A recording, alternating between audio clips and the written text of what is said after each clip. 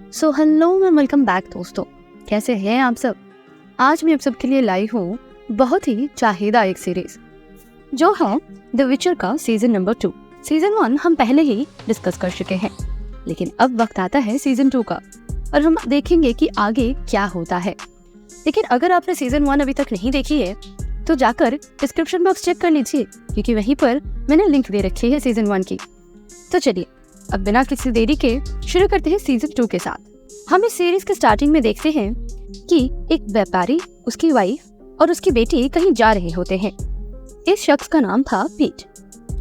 अपनी गाड़ी से आगे बढ़ते वक्त पीट एक छोटा सा गांव देखता है, जिसके अंदर जाकर वो लोगों से मदद मांग रहे होते हैं और कहते हैं, मैं अपने परिवार के साथ एक रात यहाँ पर रहना चाहता हूँ, क्या कोई मेरा मदद कर पाएगा। मगर चिल्लाने के बावजूद भी उसे कोई जवाब नहीं देता। वो ये भी कहता है कि मैं एक रात रुकने के लिए पैसे भी दे सकता हूँ, मगर फिर भी उसे कोई जवाब नहीं देता। पूरा गांव सुनसान पड़ा था। तभी एक मॉन्स्टर आकर पीट की बीवी को उड़ा ले जाता है। उसकी बेटी ये देखकर जोर जोर से चिल्लाने लगती है। तब हम देखते हैं कि ऊपर से उसकी बीवी की लाश जमीन पर गिर रहती है। जिसके बाद बारी आती है पीट की और वो मॉन्स्टर उसे भी जान से मार देता है। और ऐसे करने के बाद बारी आती है उसकी बेटी की, जिसके बाद वो उसे भी उड़ा कर ले जाता है। इससे हमको ये बात समझ में आ जाता है कि वहाँ ताकतवर होने के साथ साथ वो उड़ भी सकता है और उसके पंजे भी जानलेवा है। फिर सीन शिफ्ट होती है नीलगार्ड की ओर। येनिफर की मदद से आग लगाकर सभी नीलगार्डियंस को झलसा दिया था। यहाँ पर हजारों की तादाद में लाशें पड़ी थी। यहाँ पर हम लिव को देखते हैं, जो कि घायल हुए सैनिकों को जान से मार रहा था, क्योंकि वह दुश्मन थे। उधर एक लड़की सारे सैनिकों के ऊपर हाथ रखकर ये जानने की कोशिश कर रही थी कि येनिफर जिंदा है या नहीं। कल रात उसने जिस लेवल का मैजिक किया था वो सचमुच अपरंपार था, यानी ऐसा मैजिक आज तक किसी ने नहीं किया है। मगर उनकी यादों में तो सिर्फ यही था कि उसे दुश्मन ने मारा। यहाँ येनिफर का कोई नामो निशान नहीं था। तभी पीछे से लिव आती है। उससे कहता है, शायद ये येनिफर जिंदा बची हो, क्योंकि इस पूरी लड़ाई में उनकी तरफ से सिर्फ 4000 सैनिक मारे गए, जबकि नीलगार्ड की तादाद करीब 20,000 से ज्यादा थी। तभी तिसिया का नजर उन पर पड़ जाती है। फिर वहां से गेराल्ड और सीरी को आते हुए दिखाई पड़ती है। जी हाँ, सीरी जेराल्ड के घोड़े पर ही बैठी थी। जेराल्ड आकर इससे येनिफर के बारे में पूछता है, लेकिन वो पूछती है कि आखिर तुम हो कौन। तो जिस पर वो बताता है कि मैं येनिफर को जानता था, हम दोनों के बीच में रिश्ते थे। वो उससे बताती है कि नीलगार्ड की लड़ाई में उसे अपने आप को कुर्बान कर दिया, मगर जाते वक्त जेराल्ड उसे ये कहकर जाता है कि येनिफर की जिंदगी इस लड़ाई से बहुत ज्यादा कीमती थी। जिसके बाद आगे चलकर वो एक जगह पर रुकने का इंतजाम करते हैं। हम यहाँ देखते हैं कि सीरी को सोते वक्त अपने सपने में बुरी बुरी चीजें दिखाई देने लगती है। ये सारी बातें उसे परेशान कर रही थी, इसलिए वो जाग जाती है। जेराल्ड उसे पूछता है कि आखिर तुमने क्या देखा। तो सीरी बताती है कि उसकी होम कंट्री यानी कि सैंड्रा भी इसी तरह से तबाह हो चुकी है। तभी वो सीरी को एक बैक स्टोरी बताता है कि एक बार उसके पिता की भी जान बचाई थी। बदले में उसने लॉ ऑफ सरप्राइज मांगा था, जिसमें मुझे तुम मिली हो। वहीं पर सीन शिफ्ट हो जाती है स्वर्ली की जैसे वहाँ पर घायल सैनिकों को लाया जाता है। वहाँ पर हम ट्रूट को देखते हैं, जो कि खुद भी एक जादूगरनी होती है। उस भयानक जंगल में वहाँ काफी आग लगी चुकी थी। तभी वहाँ पर व्हील और साथी मैजिशियन आते हैं और मिलकर इस जादू से इसको ठीक करने की कोशिश करते हैं। ये आरटीएस प्रिंसेस का अंकल था, जो कि इस वक्त नीलगार्ड को लीड कर रही थी। यहाँ पर उन तीनों के बीच ये डिस्कशन होता है कि आगे ये लोग क्या करने वाले हैं, क्योंकि ये हार के बाद छुप कर रहने वाले हैं। जहाँ पर टिक उनसे कहते हैं कि वो वहाँ जाकर पता करेगी कि आखिर उनके प्लान्स क्या है। जिसके बाद में ये सीन शिफ्ट हो जाती है येनिफर पर, जिससे कि इस वक्त फ्रेंजिला और उसके सिपाहियों ने बंदी बना लिया था। वहीं पर जेराल्ड सीरी को बताता है कि वो करे मोरल लेके जाएगा। रिप्लाई में सीरी कहती है कि उसने आज तक इस जगह के बारे में कभी नहीं सुना है। तो जेराल्ड कहता है कि ये जगह है जहाँ पर उसी की तरह विचर रहते हैं। बेसिकली देखा जाए तो ये एक ट्रेनिंग कैंप है जहाँ पर ये अपने आप को डेवलप करके अपने स्किल्स और ज्यादा बढ़ा सकते हैं और फिर हम इंसानों को मॉन्स्टर से बचाते हैं। तभी जेराल्ड को अपने सामने एक जानवर की लाश पड़ी दिखती है और ये सब कुछ देखकर उसका घोड़ा भी कुछ अजीब सा हरकतें करने लगते हैं। ये सब कुछ देखकर जेराल्ड को अंदाजा हो जाता है कि यहाँ पर कुछ तो गड़बड़ है, जरूर है। जिसके बाद वो फुर्ती में सीरी को लेकर वहाँ से निकल जाता है। लेकिन कुछ ही देर में रात हो जाती है। आपके सामने यही गांव आता है जिसे हमने इस एपिसोड की स्टार्टिंग में देखी थी। उस गांव के इतने गहरे सन्नाटे को देखकर कैरेट समझ जाती है कि वो मॉन्स्टर यहीं पर है। जिसके बाद वो सीरी से कहता है कि वो लोग अपने दोस्त के घर पर रुकेंगे जो कि यहाँ से थोड़ी ही दूर पर है। अपनी जर्नी को कंटिन्यू रखते हुए ये लोग एक बड़ी सी हवेली पर पहुँच जाते हैं, मगर हवा इतनी तेज चल रही थी कि उसके कांच फट जाने लगते हैं और तभी अचानक से एक सुअर का फेस वाला क्रीचर जेराल्ड पर हमला कर देता है। इसका नाम होता है नेवेलिन और यही जेराल्ड का दोस्त होता है। बेसिकली नेवेलिन को लग रहा था कि यहाँ पर किसी मॉन्स्टर ने एंट्री कर लिया है, मगर वो तो जेराल्ड निकला। यहाँ सीरी जेराल्ड से कहती है कि काफी दिन हो गए मैंने नहाए नहीं है, मुझे नहाना है। तभी वहाँ पर नेवेलिन जादू से बाथटब लाता है और साथ ही अपने मैजिक से पूरी हवेली के लाइट्स ऑन कर देता है। जिसके बाद वो डिनर पर इनवाइट करता है। अब यहाँ पर डिनर के साथ साथ इनके बीच में बातचीत भी होने लगती है, जहाँ पर नेवेलिन ये बताता है कि वो किसी तरह जेराल्ड से मिला था। वो ये था कि एक बार उसके पीछे एक बहुत ही बड़ा मॉन्स्टर लगा था जिससे कि जेराल्ड ने उसकी जान बचाई थी। मगर तभी जेराल्ड बीच में बोल पड़ता है कि वो सब तो ठीक है, मगर तुम्हारी शक्ल को क्या हो गया? जब लास्ट टाइम देखा था तुम इंसान थे, अब ऐसे कैसे हो गए? तो रिप्लाई में नेवेलिन बताता है कि उसने एक मंदिर में लगी मशरूम की फसल को तबाह कर दिया था। इसी वजह से वहाँ की पुजारन उसको श्राप दिया और इसी वजह से आज मेरा ये हाल है। ये भी बताता है कि जिंदगी से वो पूरा थक चुका है, इसलिए उसने जान देने की कोशिश भी की है, मगर उसके श्राप की वजह से वही जिंदा रह गया है। तभी सीरी को ऊपर छत पर कुछ आवाज आने लगती है।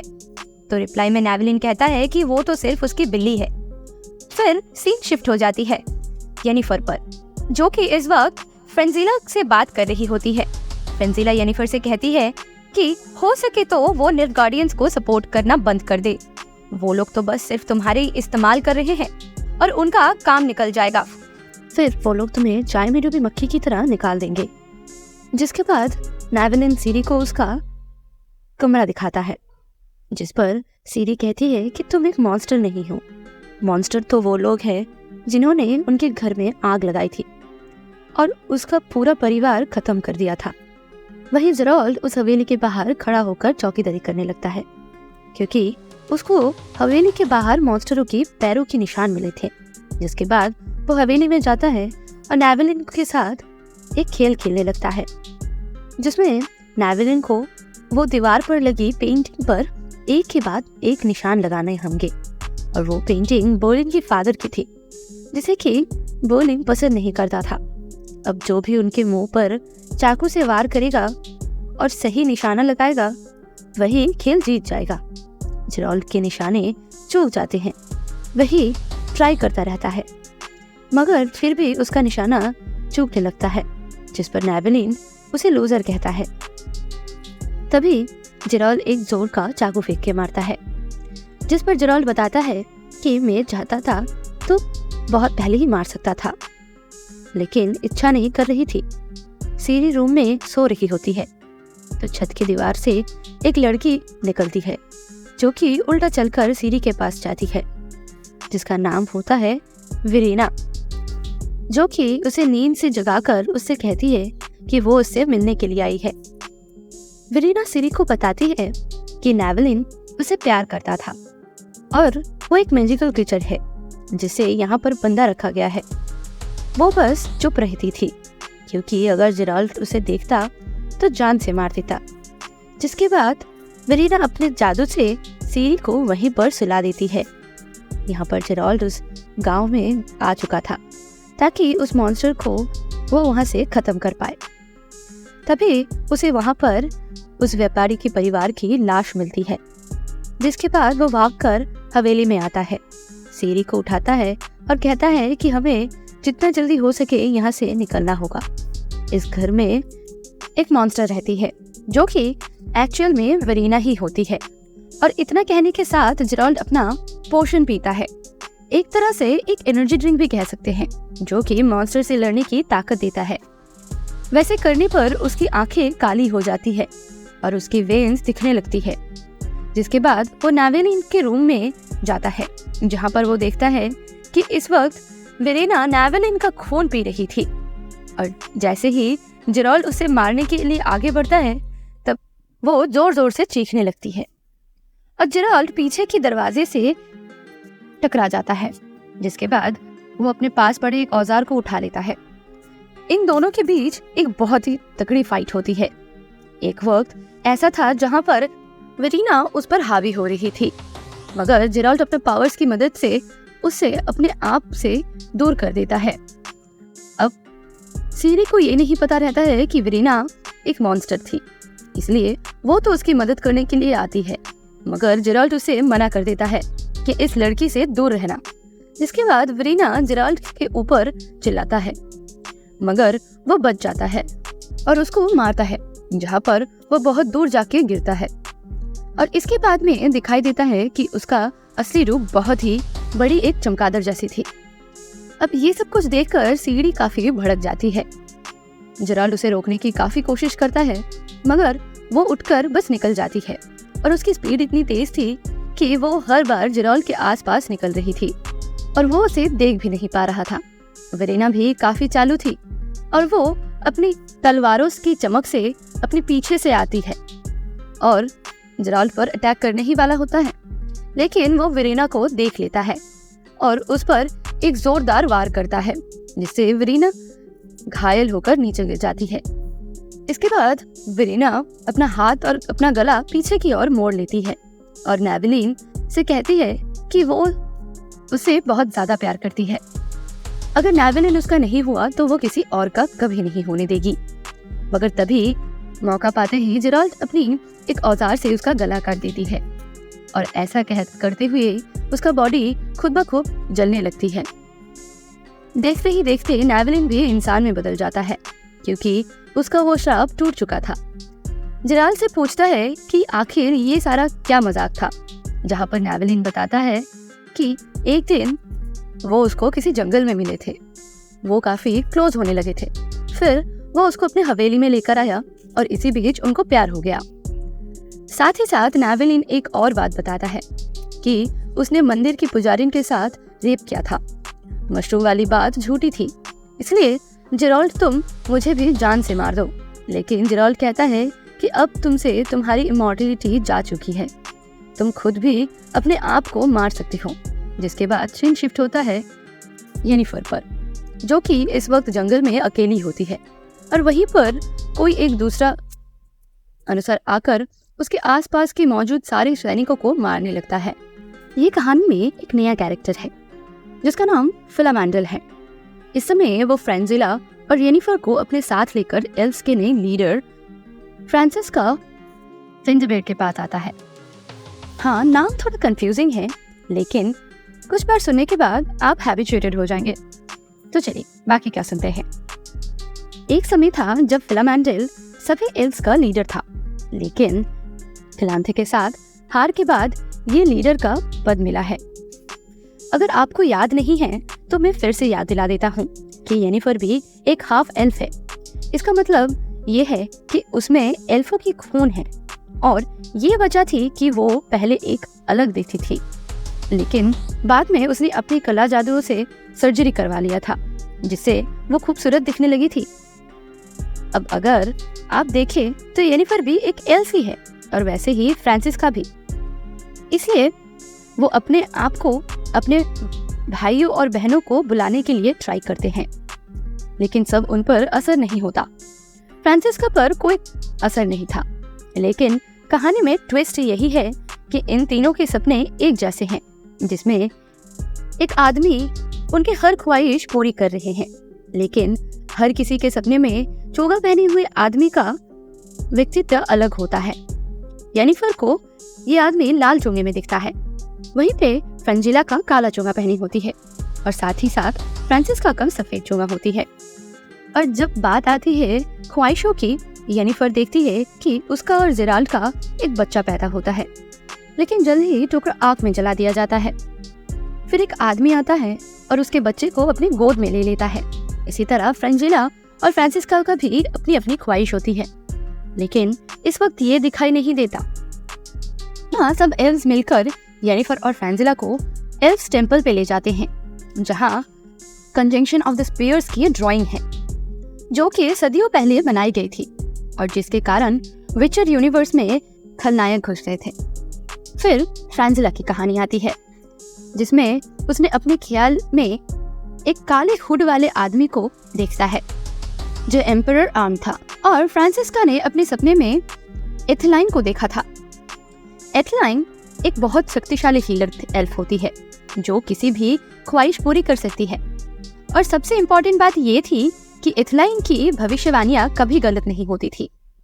फिर वहां उसने एक बड़े पत्थर पर बहुत प्राचीन भाषा देखी, जहां येनिफर ने पढ़ना शुरू किया और कहा कि अगर हम मदर ऑफ फॉरेस्ट से प्रार्थना करेंगे तो हमारी प्रार्थना पूरी होगी। मदर ऑफ फॉरेस्ट एक ऐसी जंगल में रहती है जिसका कोई दरवाजा नहीं होता। तभी जमीन के नीचे से एक दरवाजा खुला और ये तीन वहां से चले गए बिना कुछ सोचे समझे। अब वो लोग एक जंगल में पहुंचते हैं, जहां उन्हें वो छोटा सा कुटिया दिखता है जो कि उनके सपनों में भी था। यहाँ इन तीनों को मदर ऑफ फॉरेस्ट अलग अलग समूहों में दिखाई देता है। फ्रांसिस्का को बताया गया कि अगर तुम्हें एक पवित्र एल्वन बच्चा पैदा करना है तो तुम्हें जिंट्रा जाना होगा और वहाँ के लोगों के साथ रहना होगा। इसी तरह फ्रेंजिला को नीलगार्डियन और स्वेडेन हील के बीच लड़ाई जीतनी होगी और इसलिए उसे सिंट्रा जाना पड़ेगा। तो ये दो सिंट्रा जाने के लिए तैयार होते हैं। फिर येनिफर की कहानी आती है, लेकिन यहाँ येनिफर के साथ एक ट्विस्ट है।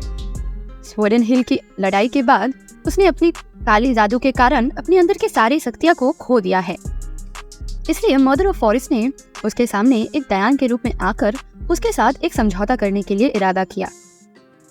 लेकिन येनिफर को पता था कि दयान कुछ देती है और कुछ लेती है। इसके बाद सीन अगले सुबह शिफ्ट हो जाती है।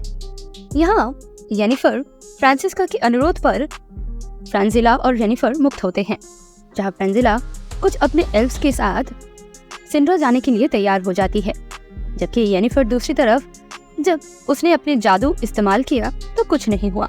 इसके बाद सीन जेराल्ड और सीरी की तरफ शिफ्ट होती है, जो कि अब केर मोरहेन में होते हैं। केर मोरहेन वो जगह थी जहाँ विचर्स रहते हैं, क्योंकि यहाँ उन्हें बचपन में ट्रेनिंग मिलती है। और अगर आप केर मोरहेन के बारे में और जानना चाहते हैं तो अब नाइटमेयर और द वुल्फ सीरीज देख सकते हैं, जो कि एक एनिमेटेड सीरीज है। जब जेराल्ड वहाँ पहुँचता है तो बिस्मिर और उसका भाई उसको बहुत अच्छे से स्वागत करता है। फिर एक विचर वहाँ पहुँचता है जिसका नाम एस्केल है, जो कहता है कि उसने 6 घंटे तक एक लैशी मॉन्स्टर के साथ लड़ाई की थी और अंत में उसने उसका हाथ काट दिया था और उसे वापस लाया। हाँ, लड़ाई में लैशी ने एस्केल को बहुत बुरी तरह से चोट पहुंचाई थी, लेकिन फिर भी उसने अपने बल से उसका सामना किया।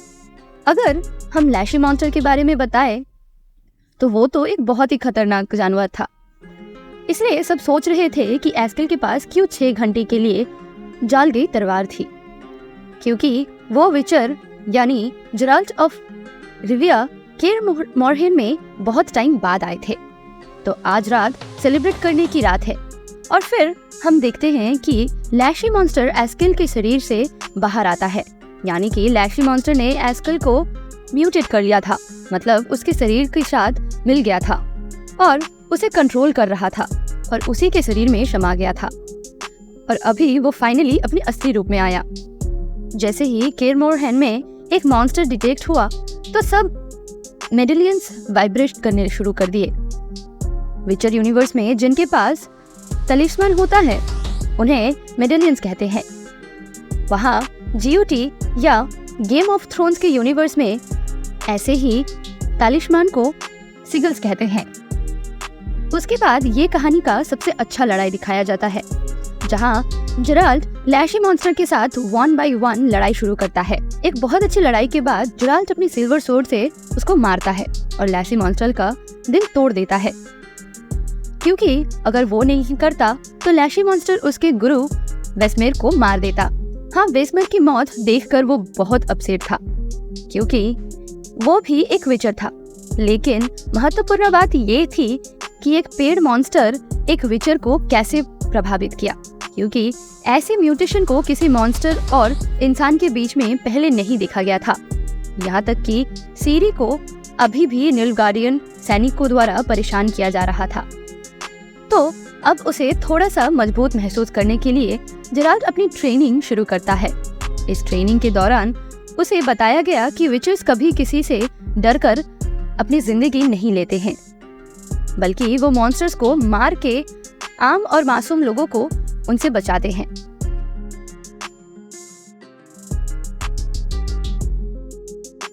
कि जेराल्ड ने सीरी का हार्ड ट्रेनिंग शुरू कर दी है, जबकि केर मोरहेन में सभी विचर्स अपने ओल्ड फ्रेंड एस्केल की विलाप कर रहे हैं। उनमें से एक लैम्बर्ट नाम का था और उसने एस्केल की डेथ पर बहुत गुस्सा किया। उसको लगता था कि जेराल्ड जल्दी में है। अगर हमने उसे थोड़ा सा टाइम दिया होता और उसे समझाया होता तो वो आज नहीं मरता। जेराल्ड भी वैसे ही स्थिति में था, क्योंकि उसे भी ये महसूस हो रहा था कि शायद वो उसके जीवन को बचा सकता था। बेसिकली उसमें अभी एक ट्रॉमा था, क्योंकि उसको एस्केल और उसके बिताए हुए पुराने वक्त याद आ रहे थे, क्योंकि वो लोग बहुत ही अच्छे दोस्त थे। सिन वेस्मेर की तरफ शिफ्ट होती है, जो एस्केल के शरीर पर पोस्टमार्टम कर रहे थे, ताकि उन्हें पता चले कि लैशी मॉन्स्टर ने कैसे एस्केल को म्यूटेट किया। पर फिर जेराल्ड वहां पहुंचता है और वेस्मेर से मना करता है। उसको लगता है कि एस्केल के अंतिम दिनों में वो बहुत परेशान था और अब उसके शरीर को फाड़ना हमारे विचर्स के नियमों के खिलाफ है। अब उसको श्रद्धांजलि देने का समय है। विचर्स यूनिवर्स में अंतिम संस्कार भी एक अलग तरीके से होते हैं, जिसमें उनके शरीर को ना तो जलाया जाता है और ना ही दफनाया जाता है। उन्हें एक गुफा में छोड़ा जाता है, जहां बाकी के भेड़िया आकर विचर्स के शेर खा जाते हैं। यहाँ केर मोरहेन में सीरी बहुत मेहनत कर रही थी। वो हर तरीके की प्रैक्टिस करती थी जो उसे जेराल्ड सिखाती थी। पर तब लैम्बर्ट वहां पहुंचता है और कहता है कि तू बच्चों की तरह प्रैक्टिस कर रही है। अगर तू प्रैक्टिस करना चाहती है तो विचर की प्रैक्टिस कर, जिसमें सीरी भी सहमत है और कहती है कि जो भी प्रैक्टिस तुम मुझे कराना चाहते हो मैं तैयार हूँ। इसके बाद लैम्बर्ट और कोएन सीरी को विचर्स का एक खास ट्रेनिंग ग्राउंड सिखाते हैं, जो बहुत डरावना और भयानक लगता है। लेकिन यहाँ एक्चुअल विचर्स अपनी ट्रेनिंग करते हैं। सीरी भी किसी से कम नहीं है और बिना वक्त गवाए उस बड़े मशीन पर चढ़ जाती है, जहां उसे नए प्रकार के लाइफ थ्रेटनिंग वेपन्स का सामना करना पड़ता है। कई बार सीरी गिर जाती है, पर वो आसानी से हार नहीं मानती और खेल को खत्म करने की कोशिश करती है। धीरे धीरे लोग इकट्ठा होने लगते हैं और वहां कैरिबोन्स भी पहुंच जाते हैं, जो सीरी को इस कार्य पूरा करने के लिए चीयर करते हैं। अंत में वो पल आता है जब उसने अपने सारे मिशन को पूरा करने के बाद लैंडिंग पर उतर जाती है, लेकिन उसका बैलेंस बिगड़ जाता है और वो गिर जाती है। पर जेराल्ड इससे खुश नहीं होता, बल्कि उससे गुस्सा आता है। वो अपनी खुशी को अपने चेहरे पर दिखाने का इरादा नहीं करता था। शायद सीरी आसमान तक पहुंच सकती है, लेकिन उसे ये साफ दिख रहा था कि सीरी को कुछ से डर लग रहा था और इसीलिए वो खुद इतना हार्ड ट्रेनिंग कर रही थी। रात में जेराल्ड सीरी के पास जाता है और उसे कहता है कि ये जल्दी में नहीं होना चाहिए। तुम एक दिन में सब कुछ नहीं सीख सकती, इसमें समय लगता है। लेकिन सीरी को जेराल्ड की धीमी ट्रेनिंग में कोई इंटरेस्ट नहीं लग रही थी। उसने अपने आप को मजबूत बनाना चाहता था और इसीलिए एक पल में सारे खतरों का अंत कर देना चाहता है। फिर जेराल्ड का ध्यान एक कपड़े पर पड़ता है जो कि सीरी ने सिंट्रा से लाया था, और उसको याद आता है कि लैशी मॉन्स्टर ने इस कपड़े की खुशबू सुनकर ही यहाँ आया था। इसका मतलब ये है कि लैशी मॉन्स्टर यहाँ विचेस को मारने नहीं बल्कि सीरी को अपने साथ ले जाने के लिए आई है। ये जानने के बाद जेराल्ड सीरी से पूछता है कि तुम इतना जल्दी से क्यों सीखना चाहती हो सब कुछ? क्या तुम्हारे पास कोई समस्या है या कुछ ऐसा है जो तुम मुझसे छुपा रही हो? फिर सीरी उसे अंत में बताती है कि उसे सपने में ऐसे लगता है जैसे कि कोई उसको जंगल से बुला रहा हो। इसके बाद सीन अगले दिन का शिफ्ट होता है और हमें हेनरी कैविल को दिखाया जाता है, यानी जेराल्ड ऑफ रिविया को उसके असली द विचर कॉस्ट्यूम में देखते हैं। अब वो एक जंगल में जा रहे हैं जो कि सीरी के दृश्य में आया करते थे। जब वो चलते हैं तो वो एक जगह पहुंचते हैं जहां विचर सीरी को कहता है कि उसने यहीं पर उसकी माँ को अनकंट्रोल्ड मैजिक करते हुए पहली बार देखा था और शायद वो मैजिक अब तुम में भी आ गई है। फिर सीरी महसूस करता है कि वही लैशी मॉन्स्टर जो कि एस्केल को इन्फेक्टेड किया था यहाँ है, और जैसे ही वो उसे दिखता है वो वहाँ पहुँच जाता है। जेराल्ड अपना तलवार निकालता है और उससे लड़ने के लिए तैयार हो जाता है, लेकिन फिर हम देखते हैं कि एक बड़ा मॉन्स्टर आ जाता है और उसे मार देता है। फिर वो सीरी के पीछे भाग जाता है। यहाँ जेराल्ड बहुत कोशिश करता है उसे रोकने की, लेकिन वो बहुत बड़ा होता है और मजबूत है, इसीलिए जेराल्ड उसका मुकाबला नहीं कर पा रहा था। लेकिन फिर भी वो उससे रोकने की कोशिश कर रहा था। इस दौरान सीरी अपनी जान बचा लेती है और वहाँ से भाग जाती है।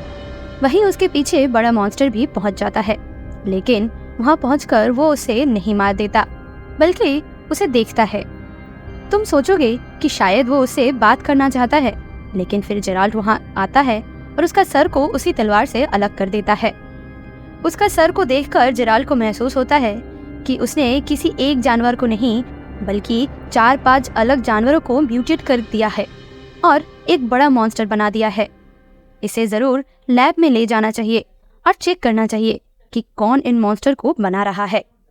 यहाँ सीन ब्रदरहुड ऑफ सॉर्सरर्स में शिफ्ट होती है, जिसमें मेजेस और सॉर्सरर्स के बीच एक मीटिंग होती है। युद्ध के बाद जब केहिर को जेल में डाल दिया गया तो उनके दिमाग में युद्ध के पीछे का कारण क्या हो सकता है ये चल रहा था। इसके बारे में तिसिया बताती है कि उसने उसका दिमाग को पढ़ने की कोशिश किया है, लेकिन वहाँ किसी बड़े जादू ने एक दिमाग पढ़ने की दीवार डाल दी है, जिसके कारण उसने उसके दिमाग को पढ़ नहीं पाया। इसके बाद वो स्टेट्स के साथ इस पूरे मुद्दे पर चर्चा करती है, क्योंकि वो भी सिंट्रा में बहुत समय तक था। लेकिन वो बताता है कि उसने वहाँ पर निल्फगार्डियंस की रिसर्च करने के लिए नहीं बल्कि मोनोलिथ्स की रिसर्च करने के लिए गया था। विचर यूनिवर्स में अलग अलग जगहों पर बड़े मोनोलिथ्स होते हैं जो एक छत्ता का रूप में दिखते हैं, लेकिन किसी को इन मोनोलिथ्स की असली उद्देश्य पता नहीं होती है। लेकिन ये श्योर होता है कि मोनोलिथ्स का सीजन 2 बड़ा ही काम में आएगा। वापस आकर अब हमें मुख्य कहानी पर लौटते हैं। यहाँ ब्रदरहुड को पता चलता है कि के स्टेट उनके लिए किसी काम का नहीं है, लेकिन जल्दी उन्हें पता चलेगा निल्फगार्डियंस और सिंट्रा के बीच की लड़ाई का राज। इस मीटिंग में और एक मुद्दे पर बात होती है, जिसमें ये कहा जाता है कि एल्व्स सिंट्रा पहुंच गए हैं और यहाँ उनके पास एक बड़ा प्लान है। इसके बाद सीन सिंट्रा में शिफ्ट होती है। यहाँ हम बेला मैंडल और फ्रांसिस्का के बीच एक बातचीत देखते हैं, जिन्होंने कहा कि वो फ्रेंजिला पर भरोसा करते हैं और वो उन्हें युद्ध जीतने में मदद करेगी। फिर कुछ ही देर में फ्रेंजिला वहाँ आती है, जहाँ उसे फ्रांसिस से कहती है कि अगर वो अपने बच्चे को जन्म देती है तो ये युद्ध का मुख बदल देगा, हमें हिम्मत देगा और जीतने की उम्मीद भी। इस मीटिंग में हमें ये भी पता चलता है कि तिसिया एवेरस और विल्कोफोर्ड दोनों को ही स्ट्रेजरबोर्ग को इस ब्रदरहुड से बाहर निकालने की कोशिश कर रहा है, लेकिन फिर येनिफर वहां पहुंच जाती है।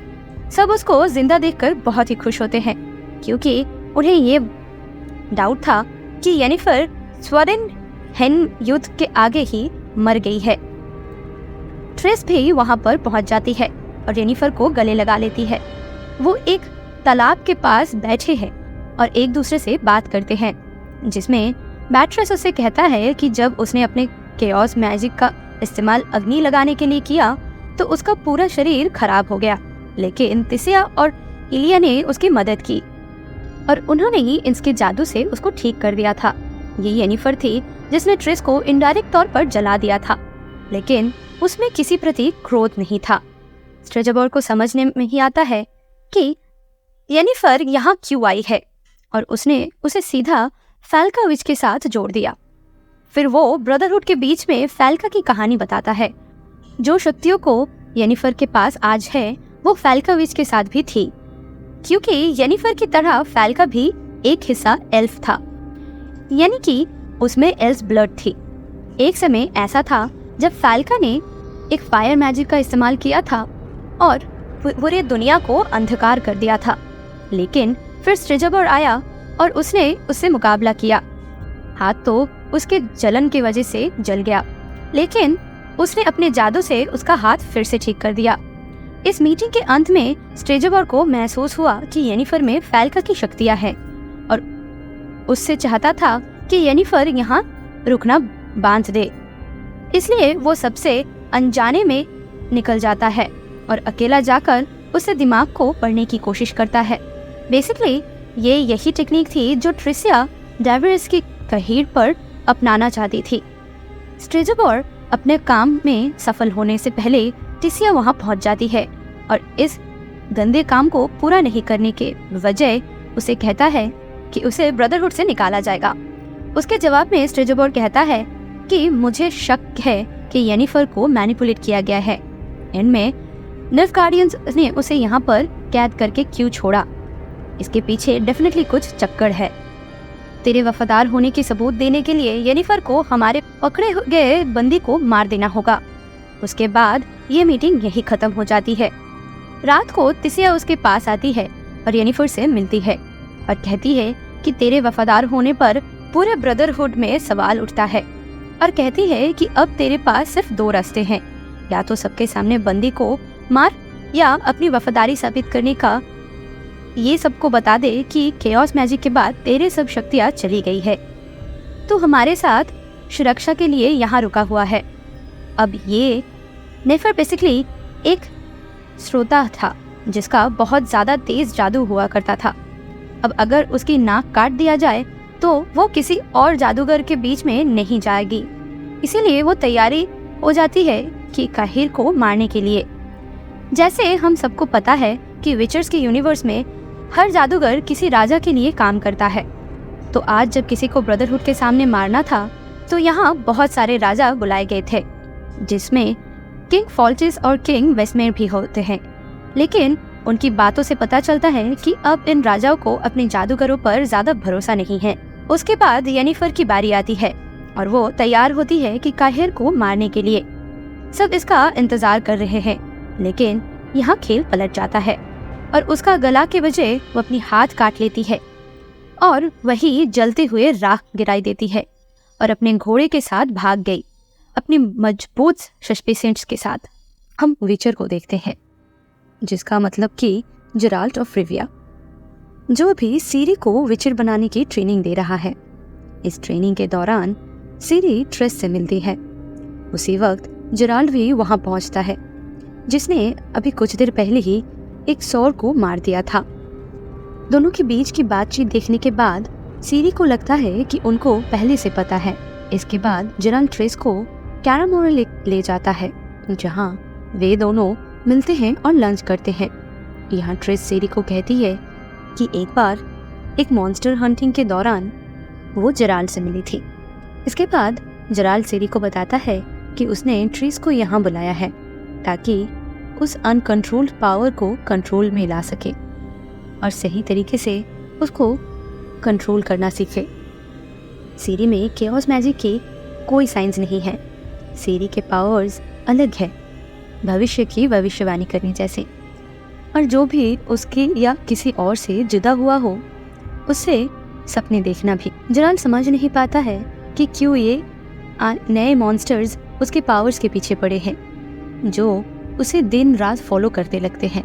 इसके बाद जेराल्ड ट्रीस को लैब ले जाता है और उसे दिखाता है कि उसने पिछले दिन एक मॉन्स्टर को मारा था, जो कि 3-4 मॉन्स्टर का म्यूटेशन लग रहा था।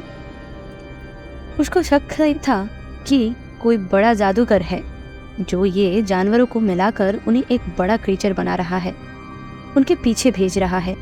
इसके बाद ट्रिस ने सर से एक सैंपल निकाला और उसे एनालाइज करने लगी, और वो ये भी कहती है कि अगले सुबह तक सब कुछ साफ हो जाएगा, चाहे ये कोई जादूगर का काम हो या कोई नॉर्मल तौर पर उनके पीछे आ रहा हो। इस बीच रात में उनकी बातें उन्हें और करीब लाती है, लेकिन जेराल्ड ने अपनी दिल पहले ही येनिफर को दे दिया है, इसीलिए उसे ट्रिस के साथ रिश्ता बनाना नहीं था। यहाँ तक कि सीरी भी इस बारे में जान गई थी कि ट्रिस को यहाँ उसकी जादुई शक्ति के लिए बुलाई गई है और कोई वजह नहीं थी।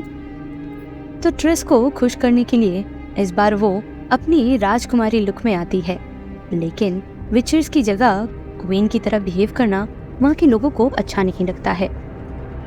लैम्बर्ट और कोहेन वहाँ उसके मजाक उड़ाने लगते हैं, लेकिन ट्रिस और जेराल्ड इससे बहुत गुस्सा में आते हैं। इसकी वजह से सीढ़ी का मूड बहुत खराब हो जाता है। इस पर ट्रिस उससे लैब ले जाती है ताकि वो उसको शांत कर सके और सभी सैंपल्स का रिजल्ट एक ही साथ दिखा सके। उधर टेस्ट में जेराल्ड को एक काला पाउडर मिला है जो लैशी मॉन्स्टर के शरीर में भी मिला था। इस पाउडर का नाम स्टेलासाइट है, जो मोनोलिथ्स बनाने के लिए यूज होते हैं। जेराल्ड इस चीज़ों का कनेक्टिविटी मिलाकर देख रहा था और उसे ऐसा लगता है कि शायद मॉन्स्टर्स मोनोलिथ्स के नीचे से ही आ रहे हैं। लेकिन ये सुनने के बाद सीरी थोड़ी अजीब सी बिहेव करने लगती है, और जब वो काला पाउडर यानी कि स्टेलासाइट को छू लेती है तो उसको एक बहुत बड़ा मोनोलिथ का विजन आता है। लगता है जैसे वो कहीं खो गई हो, किसी और दुनिया में पहुंच गई हो।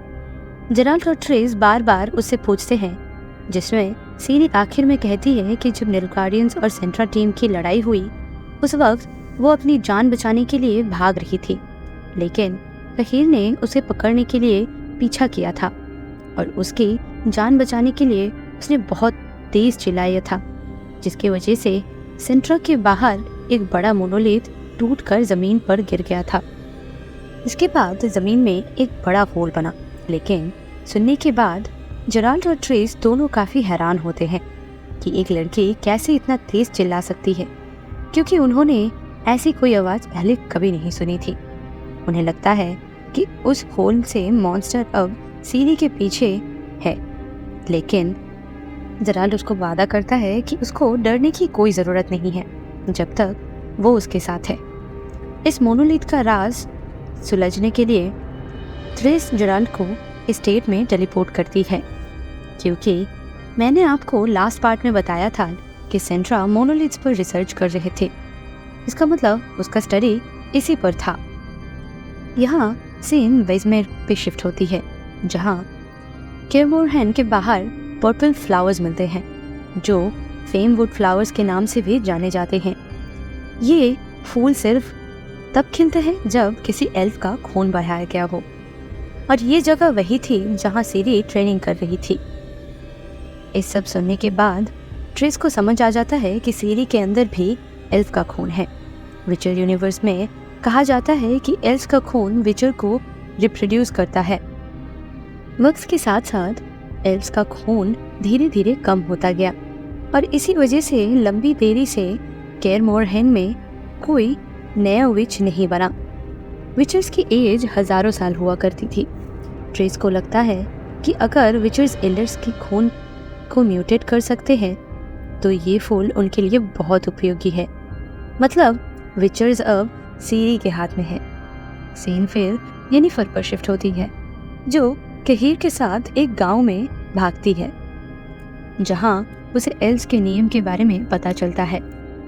उनके साथ बुरा व्यवहार हो रहा है, लेकिन जैसे ही उसने इस गांव पहुंचा, आसमान से बहुत से टेम्पलेट्स गिरने शुरू हुए, जिनमें बताया जा रहा था कि एक जादूगर सेंट्रा से भाग गया है, जिसका नाम येनिफर है, और उसके साथ एक गद्दार भी है। इस पर येनिफर डिसाइड करती है कि इस सब से बचने के लिए उसे फ्रैंजिला की मदद लेनी होगी। यहाँ एक गांव के राजा विस्मेर पर शिफ्ट होती है जिस पर अटैक होने वाली है, लेकिन उसके जादूगर डेक्स्ट्रा ने उसे मौत से बचा लिया था। उसकी शक्ति थी कि वो आने वाली घटनाएं को प्रेडिक्ट कर सकती है। यहाँ एक उल्लू दिखाया जाता है जो फ्यूचर में काम आएगा। डेक्स्टर विस्मेर को बताता है कि जब तक नीलगार्ड सेंट्रा पर हमला नहीं करता, हमें उस पर हमला करना चाहिए और उस पर कब्जा करना चाहिए। लेकिन सेंट्रा पर हमला करने से पहले उसे सेंट्रा में एक डबल एजेंट भेजना होगा ताकि वहाँ के छिपे हुए गिज़मोस का पता उस तक पहुँच सके। और रात में इस प्लानिंग के लिए डेक्स्टर चुटकुले से बात करता है और आखिर में बातों के बाद दोनों डिसाइड करते हैं कि वो एक एल्फ को अपने डबल एजेंट बनाएंगे और उसे सेंट्रा भेज देंगे। और यहाँ पता चलता है कि वो एल्फ और कोई नहीं बल्कि सीजन 1 की जारा है। सेंट्रा पहुँचने के लिए ये सीवर्स की तरफ जाते हैं जहाँ उन्हें 2 एल्फ लड़के मिलते हैं। एक उन्हें बताता है कि अगर तुम सेंट्रा जाना चाहते हो तो एक आदमी है जिसका नाम सैंडपाइपर है जो तुम दोनों को वहाँ तक पहुँचा सकता है, क्योंकि सैंडपाइपर ने पहले भी लोगों को सेंट्राया पहुँचाया है। अब सब मिलकर सीवर से बाहर निकलने की कोशिश करते हैं, लेकिन तभी वहाँ एक मॉन्स्टर पहुँच जाता है जो कि एक एल्फ को मार देता है। इससे बड़ा एल्फ बहुत उदास हो जाता है और अब पुरानी एल्फ की कोई और रास्ता नहीं बचती है। इसके बाद वो उसे अपने ग्रुप में ले जाता है और ये वही ग्रुप है जिसमें सैंडपाइपर आज रात सेंट्रा में एंट्री दिलाने वाला था। यहाँ काहिर को भी पता चलता है कि स्वॉर्डन में लड़ाई चल रही है और येनिफर अपनी सारी शक्तियों को खो दी है अपने कैओस मैजिक के इस्तेमाल करके। इसके बाद सैंडपाइपर को एंट्री मिलती है और ये बंदा कोई और नहीं बल्कि हमारा येस्केर है जो सीजन 1 में जेराल्ड के किस्से सुना में लगा हुआ था। जैसे ही येस्केर को उसकी आवाज़ सुनाई देती है, येनिफर उससे मिलने जाती है और उसे गले लगा लेती है। येस्केर को येनिफर की चेहरा देखकर काफ़ी सरप्राइज होता है क्योंकि उसे पता था कि येनिफर ने जेराल्ड के साथ काफ़ी पैसा रखा था। लेकिन फिर उसको पता चलता है कि येनिफर अपनी सारी शक्तियों को खो चुकी है। वो उससे मदद मांगती है तो येस्केर तैयार हो जाता है उन्हें सेंट्रा ले जाने के लिए। लेकिन सड़क पर जाने से पहले उन्हें एक आदमी मिलता है जो उन्हें रोकता है। लेकिन बात ये थी कि उस आदमी की भतीजी येस्केर की गांव का बड़ा फैन है, इसलिए उसने उन सबको बिना किसी डॉक्यूमेंट्स चेक किए शिप में बिठा दिया ताकि वो सेंट्रा जा सके। लेकिन ना सिर्फ ये 2 लोग सेंट्रा जा रहे थे बल्कि एल्व्स के साथ और भी कुछ एल्व्स थे जिन्होंने एक दूसरे एल्व्स के साथ लड़ाई की और दूसरे एल्व्स के मदद करने के लिए बड़ा मूंछ वाला आदमी से लड़ाई की। इसके बाद उसने अपनी जान देकर सबको शिप में बिठा दिया। लेकिन उसने येनिफर को गले लगाकर और येस्केर को शिप से निकालने से पहले चीख कर अपना टूटा गिटार दिया। और इसी सीन के साथ ये एपिसोड तो यहीं खत्म हो जाती है। आगे की कहानी देखने के लिए आपको बने रहना पड़ेगा हमारे साथ। अगर आप इस चैनल में न्यू हैं तो सब्सक्राइब करना मत भूलना ताकि नेक्स्ट एपिसोड आपसे मिस ना हो जाए। और अगर ये वीडियो आपको अच्छी लग रही है तो लाइक जरूर कर दीजिएगा, वो हमारे लिए मोटिवेशन जैसे काम करते हैं। और आपको क्या लगता है क्या होने वाला है आगे? आपकी इस चिंताओं को आप हमारे कमेंट सेक्शन में जरूर बता सकते हैं। आज के लिए बस इतना ही, मिलेंगे नेक्स्ट वीडियो पर। Thanks for watching.